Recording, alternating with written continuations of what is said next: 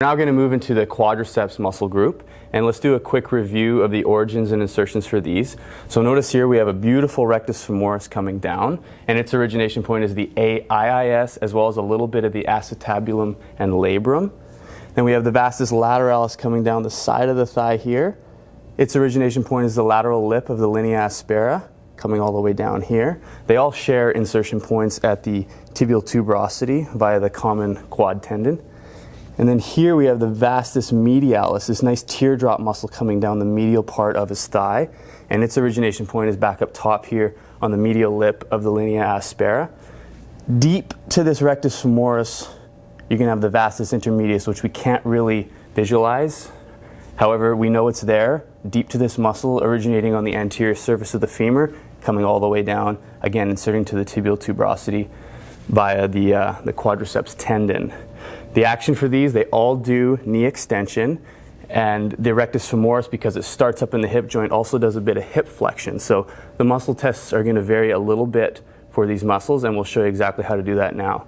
What we'll do is have him sit on the edge of the table here, and that's a good spot there.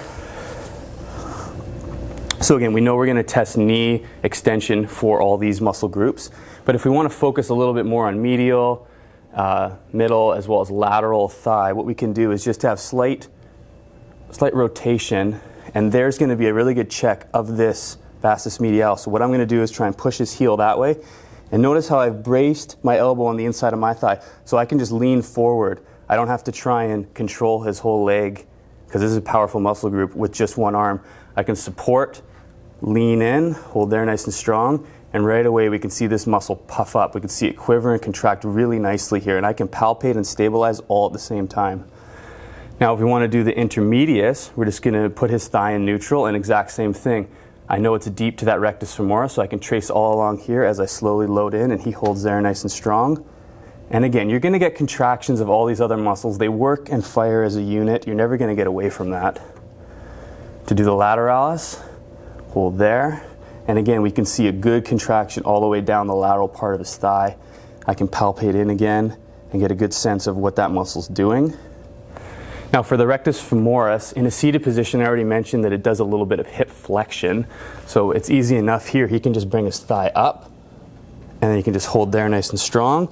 And I can just check a little bit of hip flexion resistance right there like that. Again, you're going to pick up a bit of psoas with that, but if we were doing a psoas muscle test, it would look a little more like that. Rectus femoris, keep it nice and neutral. Again, get your body up and over it, and just lean right down on it. Relax there. For supine variation, we'll have him lie back. And what we'll do is bring this leg up to about there. And if I'm going to be checking his right thigh in this case, I'm going to go through and under, and then just cup gently. And now from here I can check the quadriceps muscle group through a huge range of motion, whether it's deep knee bend, or almost to full knee extension.